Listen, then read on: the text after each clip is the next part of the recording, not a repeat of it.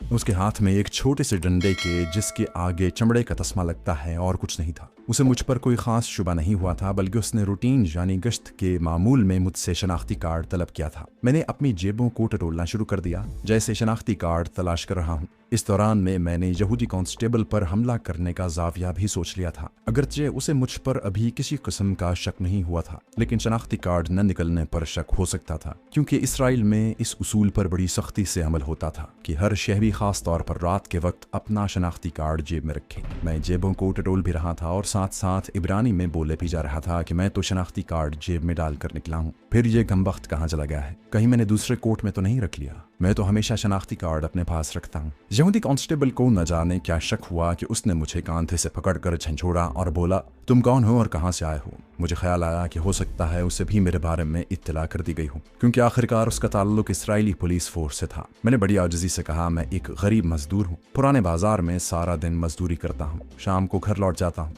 उसने मुझे गर्दन से पकड़ा और मकान के कोने पर जलती बत्ती के करीब ले चला। मुझे झुक कर घूरा, बोला, मुझे तुम मशकूक आदमी लगते हो, मेरे साथ पुलिस स्टेशन चलो।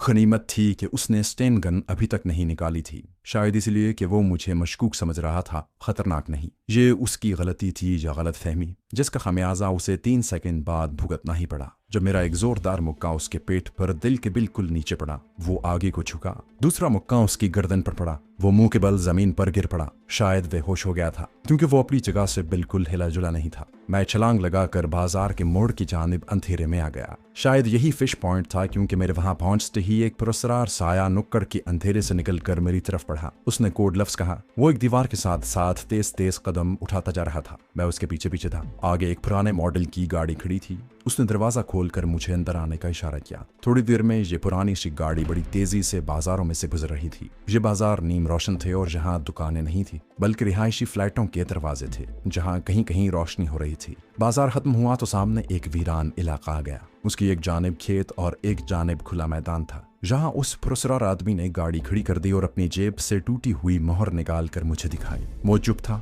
उसकी आंखें गाड़ी के अंधेरे में अंगारों की तरह चमक रही थीं। मेरे जेब से मोहर का दूसरा हिस्सा निकाल कर उसे दिया तो उसने उसे अपनी मोहर के साथ जोड़ा। फिर दोनों टुकड़े अपनी जेब में डालकर गाड़ी आगे बढ़ाई और बोला, तुमने पुलिस कांस्टेबल से झड़प मोल लेकर बड़ी हिमाकत की थी। तुम अपने साथ मुझे भी किसी मुसीबत में फंसा सकते थे। मैंने कहा कि उसने मुझसे शनाख्ती कार्ड मांगा था और मुझे पुलिस स्टेशन ले जा रहा था। वो खामोश रहा। गाड़ी की रोशनी सड़क पर पड़ रही थी। एक चौंका गया। उसने गाड़ी एक निस्बतन छोटी सड़क पर डाल दी। उस सड़क पर कोई 1 मील चलने के बाद सड़क की बाएं जानिब मुझे एक ट्रक नजर आया। मेरे साथी ने ट्रक की एक तरफ गाड़ी खड़ी कर दी। ट्रक में से एक लंबा आदमी उतरा। उसने ट्रक का अकबी दरवाजा खोल दिया। मेरे साथी ने इशारा किया और बोला, ट्रक में चले जाओ और खामोश रहना। मैं गाड़ी से निकलकर ट्रक के अंदर घुस गया। दरवाजा बंद कर दिया गया। ट्रक के अंदर सब्जियों की बोरियां और लकड़ी के क्रेट भरे हुए थे। मैं उनके दरमियान बैठ गया। ट्रक स्टार्ट हुआ और किसी नामालूम मंजिल की तरफ रवाना हो गया। पहले तो वो गैर हमवार छोटी सड़क पर चलता रहा। उसके बाद हमवार सड़क पर आ गया और उसकी रफ्तार भी तेज हो गई।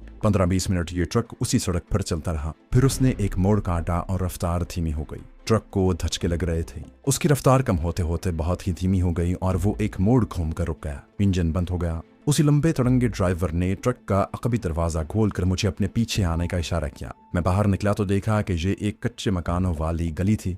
ट्रक ने गली को आधे से ज्यादा भर दिया था। ड्राइवर ने मुझसे कोई बात न की। सामने वाले मकान के दरवाजे की तरफ इशारा किया और अपनी ड्राइविंग सीट पर जा बैठा। मैं दरवाजे की तरफ बढ़ रहा था कि ट्रक पीछे को सरकता हुआ गली में से निकल गया। मकान का दरवाजा बंद था। मैंने आहिस्ता से दस्तक दी, कोई जवाब न आया। मैंने दूसरी बार दस्तक दी तो अंदर सहम में किसी बिल्ली के म्याऊं करने की आवाज सुनाई दी। फिर इंसानी कदमों की चाप दरवाजे तक आई और दरवाजा खुल गया। यह एक लंबी दाढ़ी वाला आदमी था, जिसने खुली आस्तीनों वाला लंबा कुर्ता पहन रखा था। सर पर यहूदियों वाली गोल टोपी थी। उसने भी मुझसे कोई बात न की और अपने पीछे आने का इशारा किया। एक से बढ़कर एक पुरस्कार आदमी मिल रहा था। दरवाजा उसने बंद कर दिया था। आगे छोटा सा सहन था, जिसकी एक जानिब शायद मुर्गियों के लिए डरबा बना हुआ था। कोने में लकड़ी के खाली खोखों का ढेर पड़ा था। सामने 2 कमरे साथ साथ बने हुए थे। एक कमरे के दरवाजे के ऊपर ही रोशनदान था, जिसमें से हल्की हल्की रोशनी निकल रही थी। उस लंबी दाढ़ी वाले आदमी ने मुझे उस कमरे में तख्त पर बिठाया और खुद जिधर से आया था उधर ही चला गया। उस छोटे से कमरे में कोने में रखी लोहे की गोल मेज पर लकड़ी का टेबल लैंप जल रहा था। 4-5 कुर्सियां बेतरतीबी से पड़ी थी। सामने वाली दीवार में एक दरवाजा था जो बगली कमरे की तरफ खुलता था। यह दरवाजा भी बंद था। कमरे की फिजा बोझल थी। फिर दरवाजा खुला और मेरे सामने सादिया खड़ी मुस्कुरा रही थी। बोली, तुम्हें चेकाश के मकान के बाहर किसी ने देखा था नहीं? मैंने उसे बताया कि उसके मकान तक जाने की नौबत ही नहीं आई। चेकाश ने मुझे बाजार में ही दबोच लिया था। सादिया लोहे की कुर्सी खींच कर बैठ गई और अपने कटे हुए बालों को पीछे को झटक कर बोली, इसराइली इंटेलिजेंस दुनिया की अजीबोगरीब इंटेलिजेंस है। मैं उनके मिजाज को पूरी तरह जान गई हूँ। बहरहाल जिस वक्त छापा पड़ा मैं वहां नहीं थी। अगर होती तो इस वक्त मेरे साथ जो सलूक हो रहा होता तुम उसका तसव्वुर नहीं कर सकते। चेकाश पर उन्हें इसलिए शक नहीं हुआ कि एक तो वो मजहबी आदमी है, दूसरे वो एक अरसे से वहां रह रहा है। तुम्हें रास्ते में किसी ने देखा तो नहीं? जब मैंने उसे पुलिस कांस्टेबल से अपनी सनसनीखेज मुलाकात का हाल बताया तो वो एकदम से उठ खड़ी हुई। बोली, मेरे साथ आओ, अब हमें यहाँ नहीं रहना चाहिए। जरूर वो लोग इसी इलाके को घेरे में ले रहे होंगे। वो मुझे दूसरे कमरे से निकाल कर मकान के अकबी सहन में ले आई जहाँ अंधेरा था। सामने दीवार में एक मेहराबी दरवाजा था। सादिया तेज तेज कदमों से जा रही थी। उसने दरवाजा खोल कर गली में झांका, फिर मुझे आने का इशारा किया। उस गली में दीवार के साथ अंधेरे में एक वॉक्सवैगन खड़ी थी। हम उसमें बैठ गए। सादिया स्टीयरिंग पर बैठी। उसने गाड़ी स्टार्ट की और बड़ी तेजी से उसे गली में से निकाल कर ले गई। उसने एक खुले इलाके में से गुजरते हुए कहा, अब सारा काम स्टोर के अकबी कमरे में होगा। तुम पूरी तरह से तैयार होना। मैंने आंखें सुकेड़ कर कहा, क्या मतलब? सादिया मुस्कुराई, तुम्हें कल सुबह की फ्लाइट में अंडमान आइलैंड जाना होगा। मैंने सामने सड़क पर नजरें जमा रखी थीं। आहिस्ता से कहा, मैं तैयार हूँ। सादिया खामोश हो गई। हम जिस खुली सड़क पर जा रहे थे उस पर कहीं कहीं बिजली का खंभा आ जाता जिस पर बल्ब जल रहा था। सादिया उकाबी नजरों से दाएं बाएं और साइड पर लगे आईने में देखती जाती। बोली, मैं ऊपर से होकर जा रही हूँ। मेन रोड पर चेकिंग का खतरा था। दूर दूर से कई मॉडर्न मजाफाती बस्तियां गुजर गईं, जहां बंगलों और फ्लैटों में रोशनियां हो रही थीं। 20-25 मिनट के बाद हमारी वॉक्सवैगन एक 2 मंजिला कॉटेज नुमा मकान की अकबी दीवार के साथ अंधेरे में खड़ी हो गई। सादिया ने इंजन बंद कर दिया और बाहर निकल कर दीवार के साथ साथ चलने लगी। मैं भी उसके साथ साथ था। दीवार जहां खत्म होती थी वहां एक छोटा सा दरवाजा बना हुआ था। सादिया ने दरवाजे पर 3 बार खास कोड में दस्तक दी। दरवाजा खुल गया। एक ऊंचे लंबे आदमी ने हमारा खैर मकदम किया। अंदर छत के साथ एक मध्यम बल्ब जल रहा था। मैंने उस आदमी को पहचान लिया था। ये वही ड्राइवर था जो मुझे ट्रक में सादिया के खुफिया ठिकाने पर ले गया था। दरवाजा अंदर से बंद कर दिया गया। अब मैंने उस कमरे का जायजा लिया जो काठ कबाड़ से भरा हुआ था। दीवार के साथ लकड़ी के खोखे लगे थे। कई एक बोरियां भी पड़ी थी। फजा में खुश्क मेवे और बासी सब्जियों की अजीब सी खुशबू मखलूत हो रही थी। कमरे के वस्त में 7 फुट लंबा और तकरीबन 3 फुट चौड़ा एक लकड़ी का क्रेट पड़ा था। सादिया ने उस क्रेट की तरफ इशारा करते हुए कहा, हैफा से अंडमान तक तुम्हारी सीट इस क्रेट में बुक हो चुकी है। वो हल्का सा मुस्कुराई लेकिन बहुत जल्द चेहरा संजीदा कर लिया। उसने अपने आदमी से कहा कि इसमें हर शय रख दी जाए। लंबे आदमी की पेटी के साथ पेचकस, जंबूर, टॉर्च और चाकू लटक रहा था। उसने झुककर लकड़ी के क्रेट का ढकना उठा दिया। मैंने मध्यम बल्ब की रोशनी में देखा कि क्रेट के अंदर फोम का गद्दा बिछा हुआ था। क्रेट की ऊंचाई तकरीबन 3 फुट थी। दीवारों के साथ जगह जगह फोम के छोटे छोटे टुकड़े चिपका दिए गए थे। सरहानी के दोनों जानिब प्लास्टिक की छोटी छोटी 4 बोतलें एक तरफ और 4 बोतलें दूसरी तरफ रखी थी। प्लास्टिक का एक चौकोर लिफाफा भी वहां पड़ा था। सादिया ने कहा, इन बोतलों में तुम्हारे लिए मशरूब है। प्लास्टिक के लिफाफे में बर्गर हैं। अगरचे क्रेट के नीचे और पहलुओं में मुनासिब जगहों पर हवा के लिए छोटे छोटे सुराख कर दिए गए हैं, मगर तुम्हें प्लास्टिक का एक छोटा ऑक्सीजन मास्क भी दिया जाएगा जिसे तुम बवक्त जरूरत अपने मुंह पर चढ़ाकर ताज़ा ऑक्सीजन ले सकोगे। मैं बड़े गौर से एक एक तफसील सुन रहा था। सादिया ने बताया कि फ्लाइट 10 से 11.5 घंटों की हो सकती है। इतनी मुद्दत तक मुझे क्रेट के अंदर बिल्कुल सीधे लेटे रहना होगा। वो मेरी तरफ देख कर कहने लगी, तुम क्रेट में घबराओगे तो नहीं? मैंने गर्दन खुजाते हुए कहा, थक जरूर जाऊंगा मगर घबराऊंगा नहीं। मैं इस किस्म की सख्तियां बर्दाश्त करने का आदी हूँ। ये बताओ मुझे अंडमान पहुंच कर क्या करना होगा? सादिया लकड़ी के स्टूल पर बैठ गई। मैं भी उसके सामने स्टूल पर बैठ गया। लंबा आदमी क्रेट के ताबूत के पांव की जानिब किसी शय को रेती से रगड़ रहा था। सादिया ने कहा, अंडमान आइलैंड कई जजीरों का नाम है। तुम जिस जजीरे के हवाई अड्डे पर पहुंचोगे वो, जैसा कि मैं तुम्हें पहले बता चुकी हूँ, इसराइली वजारत खारजा की तहवील में है और जहाँ मिलिट्री इंटेलिजेंस के अलावा सिक्योरिटी फोर्स और इसराइली कमांडोज की एक पूरी रेजिमेंट तैनात है। जिस वक्त तुम्हारा जजीरा एयरपोर्ट पर लैंड कर लेगा तो तुम्हारे क्रेट को भी दूसरे सामान के साथ एयरपोर्ट के गोदाम में मुंतकिल कर दिया जाएगा। अब वहां से बाहर निकलना तुम्हारा काम है। वहां हमारा कोई आदमी मुतय्यन नहीं है जो तुम्हारी मदद कर सके। तुम्हें किसी न किसी तरह उस गोदाम से निकलकर जंगल में किसी पोशीदा जगह पर छुप जाना है। उसके बाद तुम्हारा मिशन होगा। तुम तन्हा ही सोनिया को तलाश करोगे और उसे निकाल कर वहां से फरार होगे। ये काम बेहद मुश्किल ही नहीं बल्कि बज़ाहिर नामुमकिन लगता है, लेकिन मुझे यकीन है कि तुम इस मिशन में इंशाअल्लाह कामयाब होगे। मैंने कोई जवाब न दिया।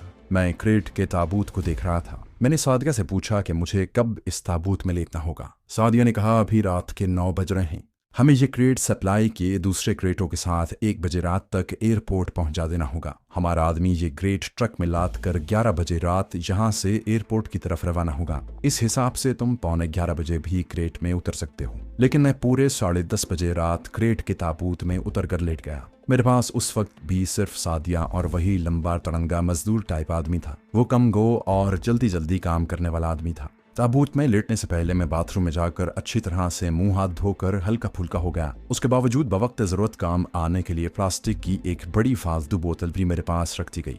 मैंने अपना लंबे कुर्ते वाला यहूदी लिबास उतार कर पुराने जीन्स और नी मास्तीन वाली बुशर्ट पहन ली थी। पाँव में नीले रंग के कैनवस के जूते पहन लिए थे। मुझे इंडियन करेंसी में 100 और 5 रुपए के कुछ नोट दे दिए गए। एक साइलेंसर वाला जर्मन ऑटोमेटिक भरा हुआ पिस्टल भी मेरी जेब में था।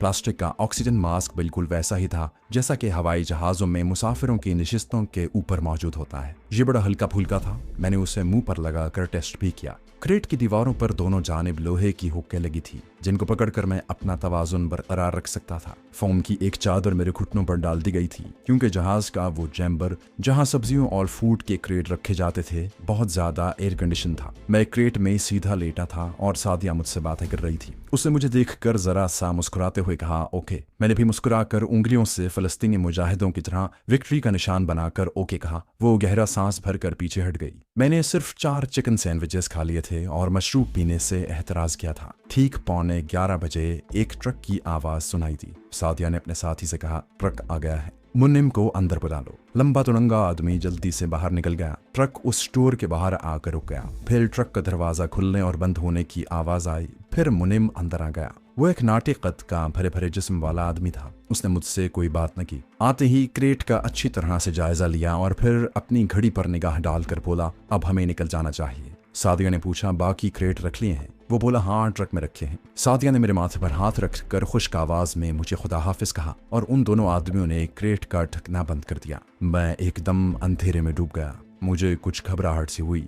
मैंने फौरन ऑक्सीजन मास्क अपने मुंह के साथ लगा लिया और लंबे लंबे सांस लिए। इससे मेरी घबराहट काफी हद तक दूर हो गई थी। फिर मेरे क्रेट को जमीन पर से उठा लिया गया। क्रेट बड़ी एहतियात के साथ ट्रक में रख दिया गया। फिर ट्रक स्टार्ट होकर एयरपोर्ट की तरफ चल पड़ा। ट्रक देर तक चलता रहा। फिर उसकी रफ्तार धीमी होना शुरू हो गई। उसने 2-3 मोड़ काटे। अब मुझे जहाज के टेक ऑफ करने की आवाज सुनाई दी। हम एयरपोर्ट पहुंचने वाले थे। कुछ वैगनों और गाड़ियों की आवाजें भी आने लगी। मुझे सिर्फ एक ही खदशा था कि अगर कहीं चेकिंग हो गई तो मामला उलट जाएगा। लेकिन जो कंपनी अंडमान में मुकीम इसराइली रेजिमेंट और सरकारी मुलाजिमों और सिक्योरिटी फोर्स वालों के लिए फूड सप्लाई करती थी, मालूम होता था कि उनकी साख बहुत ही काबिल एतबार थी। ट्रक धीमा होते ही रुक गया। दूसरे क्रेटों के साथ मेरा क्रेट भी मूवर की मदद से हवाई अड्डों के बड़े गोदाम में ले जाकर रख दिया गया। इस दौरान में मुझे मजदूरों और अपने ड्राइवर के हंस हंस कर बातें करने की हल्की हल्की आवाजें भी आती रहीं। गोदाम में आने के बाद खामोशी छा गई। मुझे फिर गर्मी लगने लगी। कुछ घुटन भी महसूस हुई। पानी मैं नहीं पीना चाहता था। मैंने ऑक्सीजन मास्क मुंह पर लगा लिया।